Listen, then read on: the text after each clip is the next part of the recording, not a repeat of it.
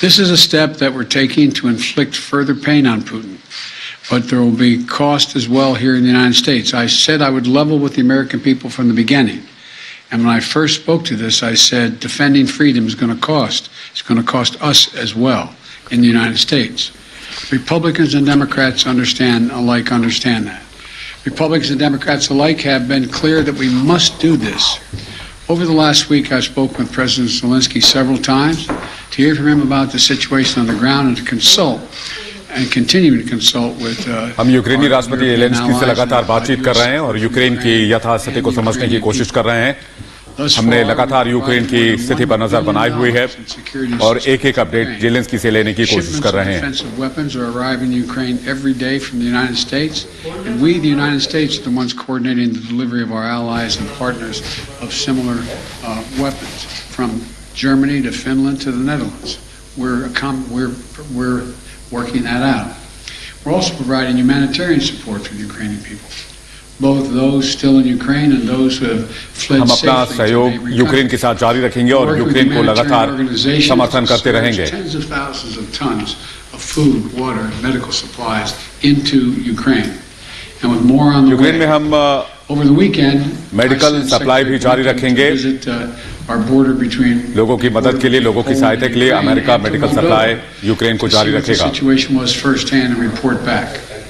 General Milley, Chairman of the Joint Chiefs of Staff of our Defense Department, was also in Europe, meeting with his counterparts and allies on NATO's eastern flank to reassure them, those countries bordering Russia, NATO countries, that we will keep our NATO commitment. NATO के commitment को लेकर America भी प्रतिबद्ध है, NATO भी प्रतिबद्ध है।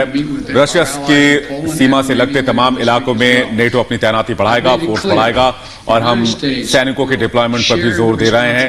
Russia से लगी हुई जितनी सीमाएं हैं वहां पर नेटो के फोर्सेस की तैनाती की जा रही है। And yesterday I spoke with my counterparts in France, Germany and the United Kingdom about Russia's escalating violence against Ukraine. And the steps that we're going to take together. France, Germany के साथ और Britain के साथ मिलकर लगातार बातचीत कर रहे हैं, आगे की रणनीति बना रहे हैं। हम लगातार इन देशों के संपर्क में हैं और यथास्थिति को लेकर लगातार समीक्षा कर रहे हैं। रशिया ने जिस तरह से यूक्रेन पर हमला किया है उसे लेकर भी हम लगातार इन मुल्कों से बातचीत कर रहे हैं। The Russian ruble is now down to 50%, by 50% since Putin's announced his war. 1 ruble is now worth less than 1 American penny. 1 ruble is less than 1 American. Ukraine पर हमले के बाद रूस को बहुत बड़ा नुकसान हुआ है, आर्थिक नुकसान हुआ है। आज के दौर में 1 रूबल की कीमत 1 अमेरिकी पेनी के बराबर रह गई है। उसकी जो करेंसी है वो लगातार गिर रही है और ये रूस के लिए बहुत बड़ा झटका है। In addition, we're choking off Russia's access to technology like semiconductors that are and sap its economic strength and weaken. हम टेक्नोलॉजी के ब्याह पर भी रूस को रोकने की कोशिश कर रहे हैं। सेमीकंडक्टर्स के सप्लाई को हमने रोकने का फैसला किया है जिससे रूस को किसी तरह की कोई सेमीकंडक्टर्स ना मिल पाए, जो कि आधुनिक तकनीक के तौर पर तमाम जो गाड़ियां हैं इसके अलावा आधुनिक तकनीक के लिए इस्तेमाल की जाती हैं उसमें भी सेमीकंडक्टर्स का इस्तेमाल होता है और ऐसे में हम उसे रोकने की कोशिश कर रहे हैं। They've suspended their operations in Russia. The U.S. Stock Exchange has halted trading of many Russian securities. And the private sector is united against Russia's vicious war of choice. The U.S. Department of Justice has assembled a dedicated task force to go after the crimes of Russian oligarchs. And we're joining with our European allies to find and seize their yachts, their luxury apartments, their private jets, and all their ill-begotten gains to make sure that they share in the pain of Putin's war. These, by the way, are giant yachts. You put some of them in your press. रूस से तेल के आयात पर ban लगा दिया गया है। रूस से तेल नहीं खरीदेगा अमेरिका। रूस को सेमीकंडक्टर की सप्लाई पर भी रोक लगा चुके हैं। रूस को गैस और एनर्जी रूस से अमेरिका नहीं लेगा। यूक्रेन को मानवीय और मेडिकल सप्लाई की मदद हम लगातार उपलब्ध करा रहे हैं।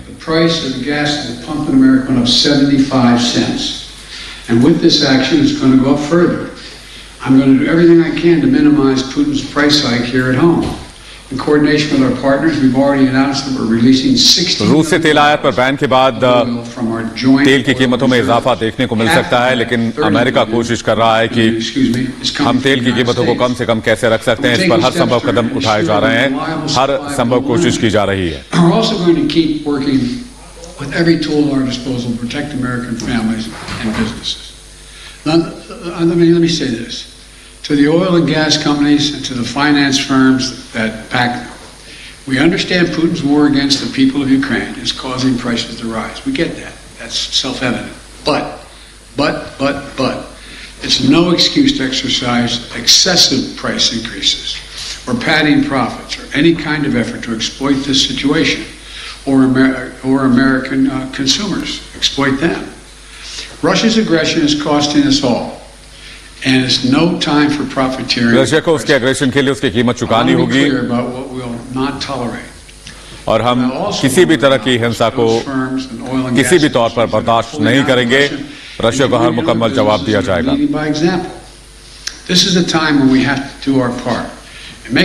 वक्त आ चुका है कि हम सभी अपनी भूमिका अदा करें। Let me be clear about two other points. First, it's simply not true that my administration or policies are holding back domestic energy production. That's simply not true. Even amid the pandemic, companies in the United States pumped more oil during my first year in office than they did during my predecessor's first year. We're approaching a record levels of oil and gas. रूस से तेल आयात पर ban लगा दिया गया है। इससे अमेरिका की तेल जरूरतों पर कोई असर नहीं पड़ेगा। लोगों को आसानी से हर तरह के गैस और नेचुरल गैस और तेल की उपलब्धता रहेगी। हमने कोरोना काल में भी सबसे ज्यादा तेल उत्पादन करके दिखाया। कच्चा तेल उत्पादन सबसे ज्यादा अमेरिका ने उस वक्त भी किया। They have 9,000 permits to drill now. They could be drilling right now, yesterday, last week, last year. They have 9,000 to drill onshore that are already approved. So let me be clear. Let me be clear. They are not using them for production now. That's their decision. These are the facts. We should be honest about the facts. Second, this crisis is a stark reminder to protect our economy over the long term. We need to become energy independent. I've had numerous conversations over the last 3 months with our European friends of how they have to wean themselves off of Russian oil. It's just not tenable. It should motivate us to accelerate the transition to clean energy. This is a perspective that our European allies share, and the future where together we can achieve greater independence. Loosening environmental regulations or pulling back clean energy investment will not lower energy prices for families.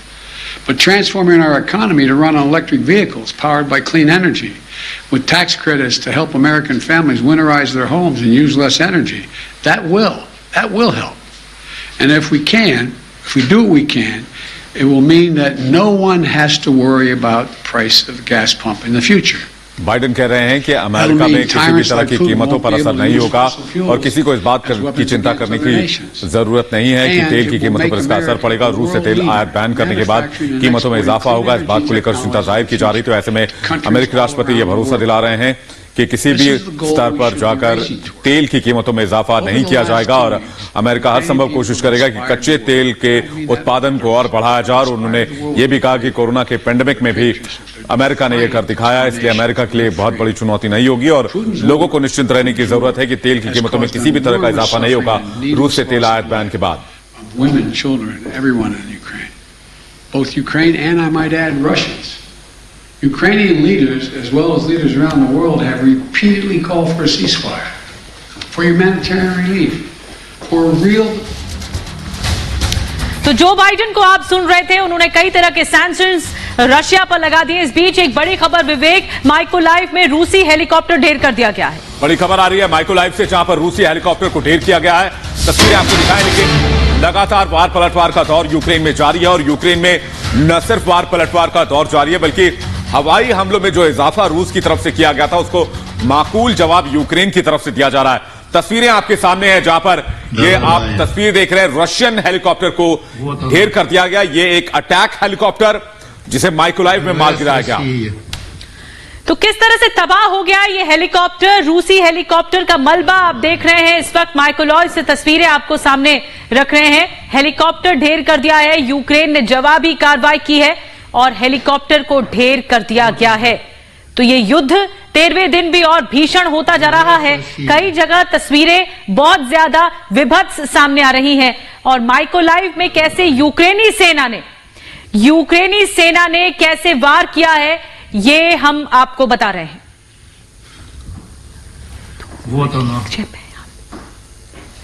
तो ये तस्वीरें आपको दिखा रहे हैं कि जिस तरह से लगातार आपको बता रहे हैं वार पलटवार यूक्रेन और रूस में लगातार चल रहा है।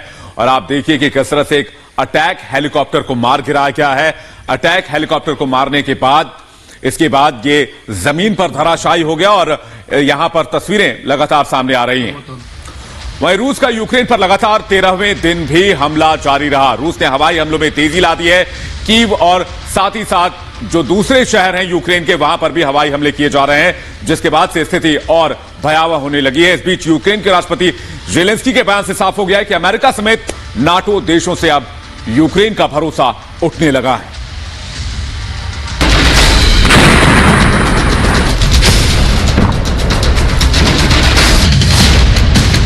नाटो पर फिर भड़के जेलेंस्की।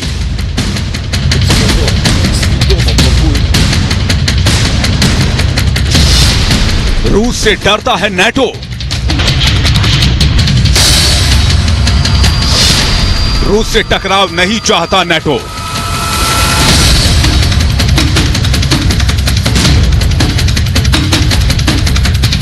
यूक्रेन पर लगातार 13वें दिन रूस का जोरदार प्रहार जारी है।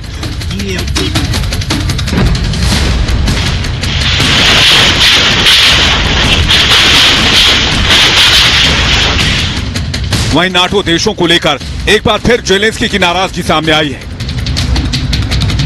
जेलेंस्की ने कहा कि नाटो देश रूस से डरते हैं, वो रूस से टकराव से बच रहे हैं। Жінок, наших дівчат, дружин, наших матерів. Завжди. Але не сьогодні. Сьогодні я просто не можу сказати вам традиційні слова. Я не можу просто привітати. नाटो से जेलेंस्की कितने खफा हैं इसका अंदाजा आप इसी बात से लगा सकते हैं कि उन्होंने यूक्रेन में हो रही मौतों के लिए पश्चिमी देशों पर ही ठीकरा फोड़ डाला है।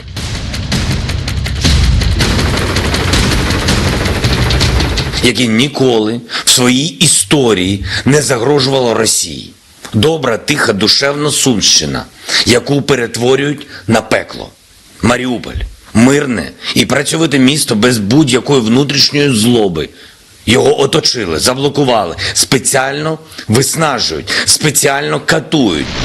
दरअसल रूस के हवाई हमलों से बचने के लिए जेलेंस्की अमेरिका और यूरोप के देशों से बार बार अपील कर रहे थे कि यूक्रेन को नो फ्लाई जोन घोषित कर दें, लेकिन अमेरिका और नाटो के दूसरे देशों ने उनकी मांग को अनसुना कर दिया, जिसके बाद जेलेंस्की का नाटो से भरोसा उठने लग गया है। अब आपको बताते हैं कि यूक्रेन को अगर किसी भी देश ने नो फ्लाई जोन घोषित किया तो क्या होगा। किसी भी देश ने यूक्रेन को नो फ्लाई जोन घोषित किया तो सीधे सीधे रूस से टक्कर होगी। वो देश बाध्य होगा रूसी प्लेन को गिराने या उससे लड़ाई के लिए, यानी नाटो सीधे सीधे रूस के सामने होगा। नाटो देश ये नहीं चाहते कि दुनिया की सबसे बड़ी परमाणु शक्ति रूस से वो सीधे जंग लड़ें। एक तरफ जेलेंस्की जहां नाटो देशों से बेहद खफा है, वहीं उन्होंने दावा किया है कि रूस को पिछले 13 दिनों में जितना नुकसान हुआ उतना 30 सालों में नहीं हुआ है। Пішов сніг. Ось така весна. Ну, яка війна, така й весна. Сумна. Але все нормально. Всіх переможемо. इससे पहले जेलेंस्की को भरोसा था कि रूस के हमले के बाद अमेरिका और नाटो उनकी हर तरह से मदद करेंगे, लेकिन ऐसा बिल्कुल नहीं हुआ। इस धोखेबाजी के चलते जेलेंस्की अब अमेरिका और नाटो के खिलाफ खुलकर बोल रहे हैं। Bureau report, Republic Bharat. और अब हम आपको बताने जा रहे हैं कि युद्ध के 13वें दिन आखिर ज़ेलेंस्की खुलकर कैसे बोल रहे हैं। उन्होंने साफ कह दिया है कि हमें जानबूझकर अकेला छोड़ा गया, इतनी मौतों पर पश्चिमी देश वेस्टर्न कंट्रीज चुप हैं। ये पहला इल्जाम लगाया गया ज़ेलेंस्की की तरफ से। पश्चिमी देशों ने लड़ाकू विमान तक हमें नहीं दिए हैं ताकि हम लड़ाई को और ज्यादा भीषण कर सकें।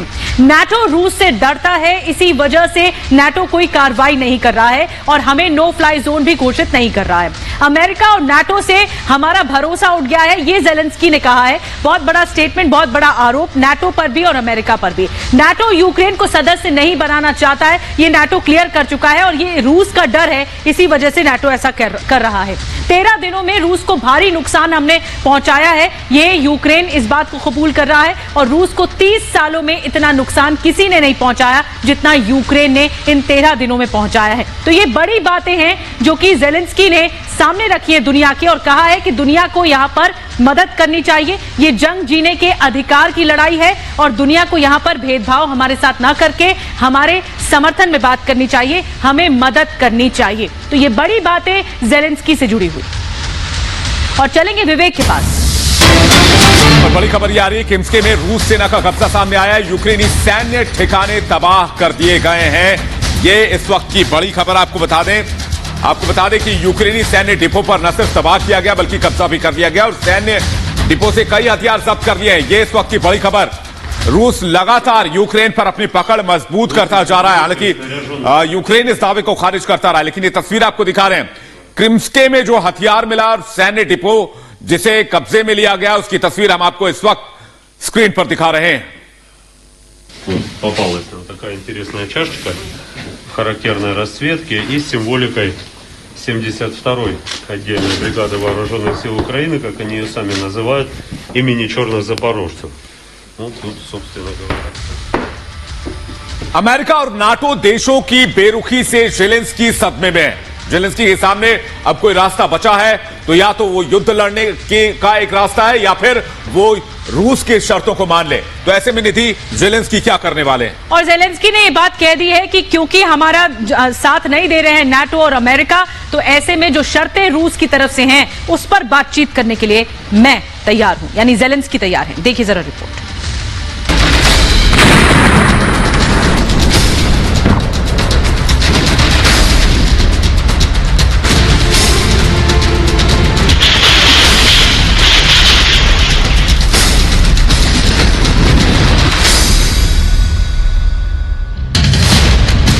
नाटो की बेवफाई, ज़ेलेंस्की को बहुत देर में समझ में आई।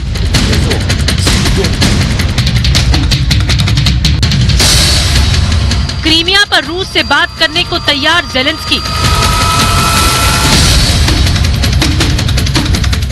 युद्ध के 13वें दिन जंग निर्णायक मोड़ पर आ गई है। यूक्रेन के राष्ट्रपति ज़ेलेंस्की ने साफ कर दिया है कि वो रूस से क्रीमिया, डॉनबास, लुहांस्क पर बातचीत के लिए तैयार है। मैं संभावित समझौतों पर बातचीत के लिए तैयार हूँ। क्रीमिया, डोनेस्क और लुहांस्क रिपब्लिक पर भी बातचीत के लिए तैयार हूँ। मीडिया ने जब ज़ेलेंस्की से सवाल किया कि वो रूस की मांगे मानने को तैयार है, तो ज़ेलेंस्की ने साफ कह दिया, मैं बातचीत के लिए तैयार हूँ, समर्पण के लिए नहीं। ज़ेलेंस्की के बयान से साफ है कि अमेरिका और नाटो देशों से वो बेहद नाराज हैं। उन्हें लगता है कि युद्ध जैसे मुश्किल वक्त में उनके साथ धोखेबाजी हुई है। इसका अंदाजा आप ज़ेलेंस्की के बयान से भी समझ सकते हैं। ज़ेलेंस्की ने एक बार फिर दुनिया से यूक्रेन को बचाने की अपील की है। Сьогодні я просто не можу сказати вам традиційні слова. Я не можу просто привітати. Не можу. Коли стільки смертей, коли стільки горя, коли стільки страждань, коли триває війна. इस बीच ज़ेलेंस्की ने सेल्फी स्टाइल में वीडियो बनाकर पोस्ट किया। ज़ेलेंस्की ने सारी अफवाहों को खारिज करते हुए दावा किया कि वो कीव के अपने ऑफिस में मौजूद हैं। Зараз звикла до того, що кожен такий день і кожен такий день і вечір. 13वें दिन ज़ेलेंस्की का ये कहना है कि वो रूस से क्रीमिया, लुहांस्क और डोनेस्क रिपब्लिक पर बात करने को तैयार हैं। ये साफ दिखाता है कि ज़ेलेंस्की नाटो का साथ न मिलने के बाद अकेले पड़ गए। रूस को लेकर ज़ेलेंस्की के रुख में नरमी भी आई है। साफ है कि ज़ेलेंस्की रूस के साथ हर मुद्दे पर बात करने को तैयार है। अब देखना होगा कि ज़ेलेंस्की के बयान पर पुतिन की टीम का क्या रिएक्शन आता है। Bureau report, Republic Bharat. तो क्या यूक्रेन रूस की शर्तें मानने जा रहा है? सवाल यह कि रूस की वो 4 शर्तें कौन सी हैं जो कभी भी जंग को खत्म करा सकती हैं? पहली शर्त क्या है? सैन्य कार्रवाई रोके यूक्रेन। यह है रूस की सबसे पहली और सबसे बड़ी शर्त। दूसरा, संविधान में बदलाव करे यूक्रेन। यह है रूस की दूसरी बड़ी शर्त। नेटो और ईयू में जाने का मसला खत्म करे यूक्रेन, यानी कि नेटो और ईयू से किसी तरह का कोई संबंध यूक्रेन नहीं रखेगा। यह रूस की तीसरी सबसे बड़ी शर्त है। चौथी शर्त भी आपके सामने रखते हैं कि आखिर क्या चाहता है यह रूस। डोनेत्स्क और लुहांस्क को एक स्वतंत्र देश के तौर पर मान्यता दे, और साथ ही साथ एक और बड़ी शर्त मैं आपको बताता हूं, यूक्रेन अपनी सैन्य शक्ति का विलय यानी अपनी सेना का विलय रूस के साथ कर दे। यह है रूस की वो शर्तें जिसके बिना पर जंग को खत्म किया जा सकता है। लेकिन क्या ज़ेलेंस्की इन शर्तों को मानेंगे, इन 5 शर्तों को मानेंगे? यह बड़ा सवाल है। बड़ी खबर के लिए चलते हैं इस वक्त निधि के पास। निधि, आपके पास ब्रेकिंग न्यूज है। बिल्कुल विवेक, एक बड़ी खबर इस बीच बता दें, यूक्रेन ने तबाह कर दिया है रूसी टैंक। एंटी गाइडेड मिसाइल से टैंक को तबाह किया गया है। टैंक पर हमले की पहली तस्वीर भी सामने आ चुकी है। तो यूक्रेन बहुत जोरदार पलटवार कर रहा है और यूक्रेन ने जो रूस का एंटी गाइडेड मिसाइल टैंक है, उसे एंटी गाइडेड मिसाइल से टैंक को तबाह कर दिया है। और ये देखिए, टैंक को तबाह करने की तस्वीरें भी सामने आ चुकी हैं। तो लगातार तस्वीरें हम आपको दिखा रहे हैं किस तरह से एंटी गाइडेड टैंक को तबाह कर दिया गया, और ये सब कुछ यूएवी से किया जा रहा है। अनमैन्ड एरियल व्हीकल, यानी कि एक यूएवी जो ड्रोन जैसा उड़ता है और आसमान से हमला करता है। ये विमान तुर्की से मिले हैं यूक्रेन को, और यही विमान आसमान से कहर बनकर टूट रहे हैं। यह हमले का सिर्फ एक वीडियो है, इसने रूस को बहुत बड़ा नुकसान पहुंचाया है। तेल के कई टैंकर तबाह कर दिए हैं, रूस के कई सैन्य साजो सामान का जखीरा इसने बर्बाद कर दिया है। यूएवी बॉम्बर जो है वो लगातार रूस के लिए खतरे का सबब बनता जा रहा है। और इस महायुद्ध के 13वें दिन विवेक, बहुत ज्यादा तबाही देखने को मिल रही है। कई घर तबाह हो गए, पूरे के पूरे इलाके तबाह हो गए। सुमी रीजन से बड़ी तस्वीर आई जहां 21 लोगों की मौत हो गई और 2 उसमें बच्चे भी थे। बिल्कुल, सुमी वही इलाका है जहां एक दिन पहले दावा किया जा रहा था कि रूसी सैनिकों को बंधक बनाया गया है, लेकिन शाम ढलते ही रूसी सेना ने सुमी में ऐसी गोलीबारी की कि सुबह तक नजारा बदल चुका था।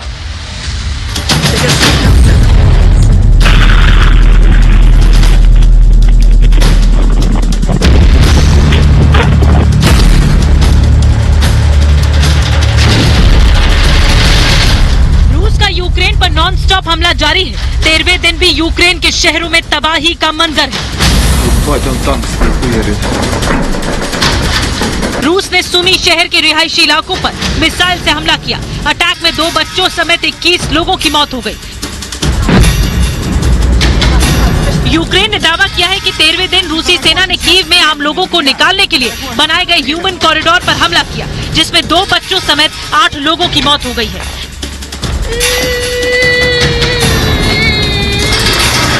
यूक्रेन पर पूरी तरह से कब्जा करने के लिए रूसी सेना लगातार अपनी संख्या बढ़ा रही है। रूस के रक्षा मंत्रालय ने एक वीडियो जारी किया है जिसमें यूक्रेनी सड़कों पर रूसी टैंकों की मूवमेंट साफ देखी जा सकती है। इस बीच रूसी सेना ने डोनेत्स्क में केमिकल प्लांट के बाद 2 खदानों पर हमला किया। यह हमला रिहायशी इलाकों में किया गया।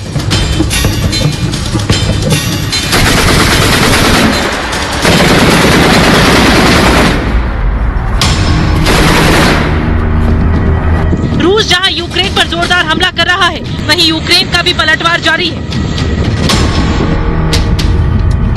ओलेस्की में यूक्रेनी सेना ने रूस के S-300 एयर डिफेंस सिस्टम को तबाह किया। यूक्रेन का ज़ाइटोमीर शहर भी रूस के हमले में पूरी तरह बर्बाद हो गया है। रूसी बमबारी में घरों को भारी नुकसान हुआ है। माइकोलाइव में रूसी सेना ने बस पर हमला बोल दिया। हमले में 3 लोगों की मौत हो गई, जबकि 2 लोग घायल हो गए। इस बीच कीव पर हमले को लेकर अलर्ट जारी हुआ है। अलर्ट सायरन को साफ सुना जा सकता है।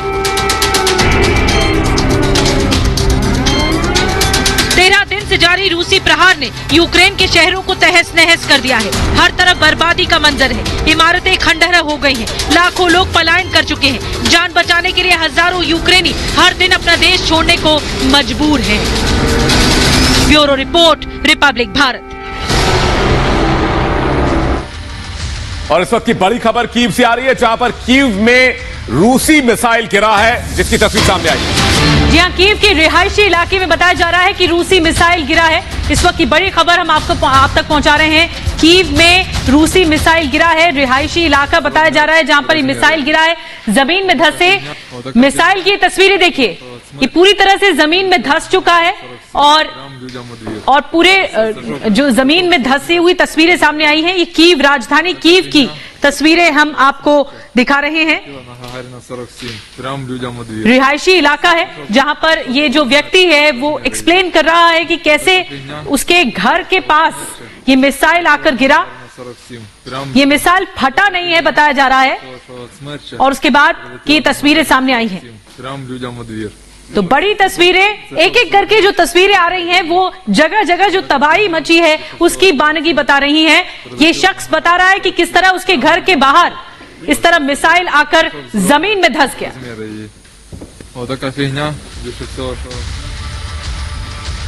तो इसी के साथ 10 में दम में आज के लिए बस इतना ही। वक्त एक ब्रेक का है। बड़ी कवरेज के साथ हम फौरन लौटेंगे। आप देखते रहिए रिपब्लिक भारत।